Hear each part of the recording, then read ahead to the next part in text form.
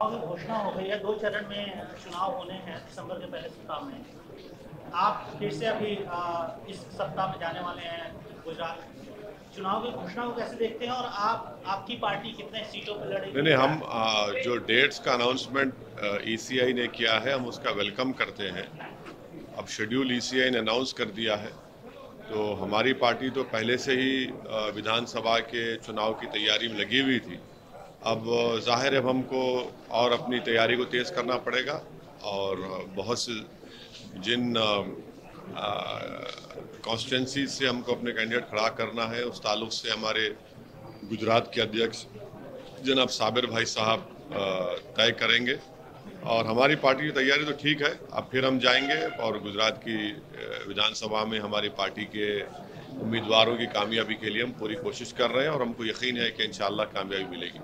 क्या मुद्दे रहने वाले हैं जिन पर आप लड़ने वाले हैं, और आपको क्या लगता है इस बार इस चुनाव के मुद्दे क्या रहेंगे? नहीं, बहुत से अवामी मुद्दे हैं, जनता के मुद्दे हैं। कोई एक मुद्दा बोल के नहीं है। गुजरात में एक मिस गवर्नेंस भाजपा का रहा है, जिसकी वजह से कोविड के वक्त बहुत से लोगों की मौत हुई। बहुत से लोगों को जो हेल्थ अस्पतालों में मिलना था सहूलतें वो नहीं मिली। महंगाई एक बहुत बड़ा मुद्दा है। लोगों की तनख्वाहें कम हो चुकी हैं, बिजनेसेस कमज़ोर पड़ चुके हैं। और साथ ही साथ हमारी कोशिश ये है कि भारत की लोकतंत्र में जहाँ पर सब समाज को, समुदायों को उनका एक मुकाम और इज़्ज़त मिली है, उसी तरह से हम कोशिश कर रहे हैं कि अल्पसंख्यक समाज हो, दलित समाज हो, आदिवासी समाज हो, इन सब को उनकी एक लीडरशिप बने, उनकी एक आवाज़ रहे। तो ये अहम मुद्दे हैं गुजरात के चुनाव में। और बहुत से और भी मुद्दे रहेंगे। विधानसभा के इंडिविजुअल इश्यूज हैं, प्रॉब्लम्स हैं। अभी जो मोरबी में हादसा हुआ है सर, क्या वो कोई मुद्दा होगा वोटर उस हादसे को लेकर? क्योंकि अभी ताज़ा हादसा है, इलेक्शन कमीशन ने ये बोला कि ये डिले हुआ अनाउंसमेंट है मोरबी की वजह से। नहीं, जो मोरबी में हुआ वो निहायत ही अफसोसनाक है।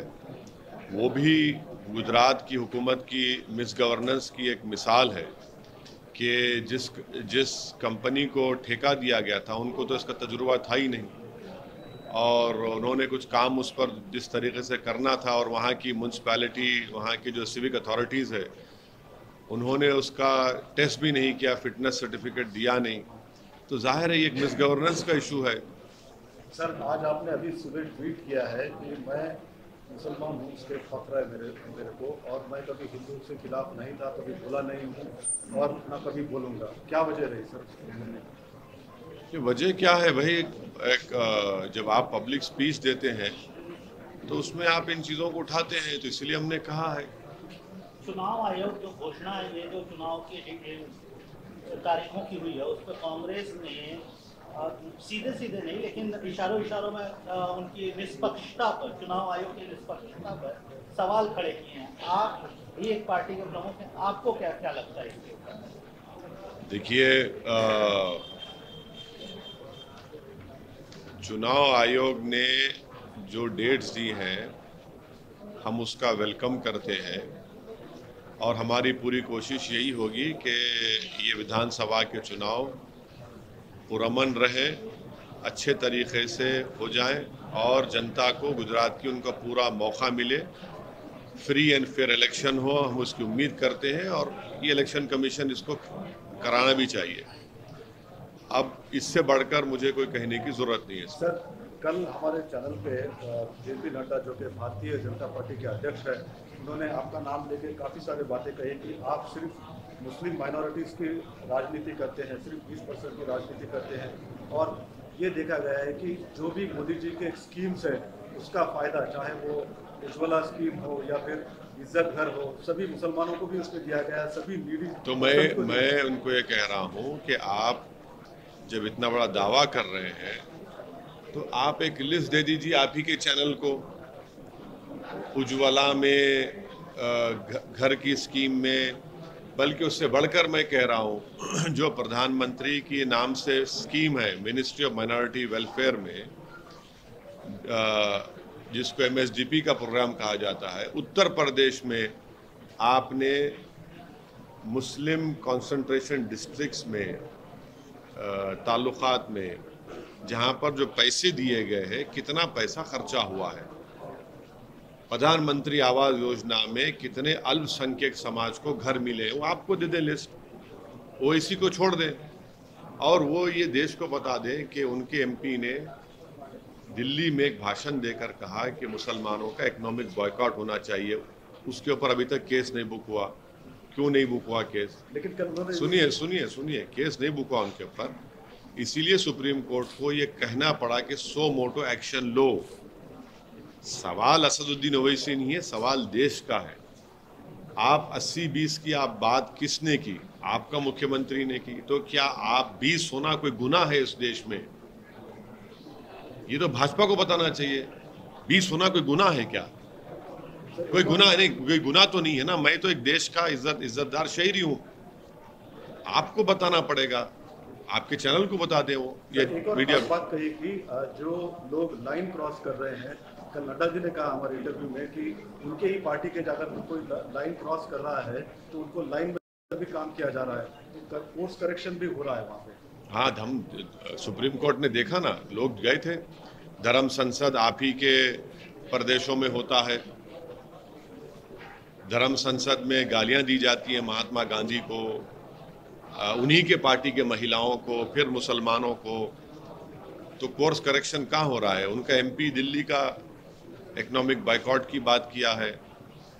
क्या क्या बोलते हैं, रोज कोई ना कोई बात आती है। तो ये तो उनकी ऑफिशियल लाइन है, कोई कोर्स करेक्शन, लाइन करेक्शन नहीं हो रहा है। कांग्रेस भी आपको बी टीम बोल रही है सर, बोलती है कि बीजेपी की बी टीम है। आज फिर से कांग्रेस के नेताओं ने बोला कि गुजरात में आप लड़ रहे हैं, बीजेपी की मदद करने के लिए लड़ रहे हैं। अभी हम क्या करने वाले हैं, अगर ये कांग्रेस, बीजेपी और दूसरी पार्टियां तैयार हो जाए तो हमारा इरादा ये है कि अहमदाबाद के रिवर फ्रंट पर हम अपने पार्टी के पैसों से इन लोगों को बिठाकर एक जो भी खर्चा होगा करेंगे, वो तय कर ले हम क्या है। वो तैयार हैं कि मुझे रिवर फ्रंट पर बिठा देते हैं उनको।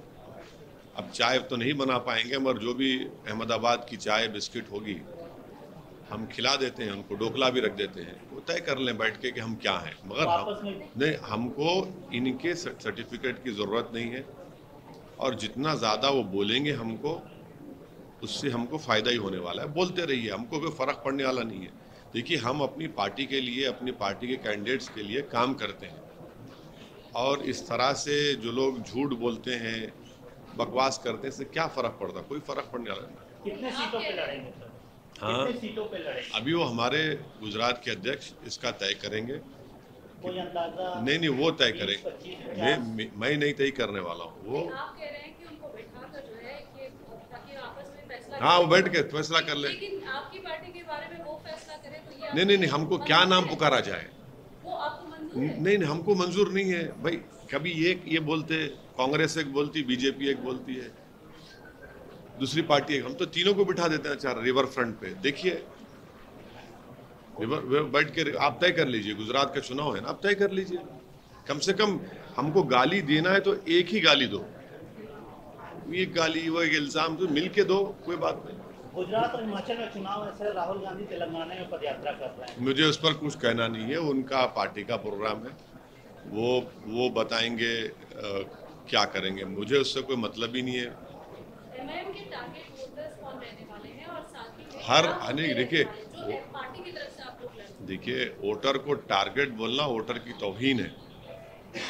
मतदान जो होता है, जो वोटर होता है, हम तमाम की कोशिश होगी कि हम हमारे हक में वोट दें, और उसके लिए हम पूरी कोशिश करेंगे। तो टारगेट ज़रा बहुत ही क्रूड वर्ड है। हम कोशिश करेंगे उनका दिल जीतने के लिए, उनको समझाने के लिए कोशिश हो रही है।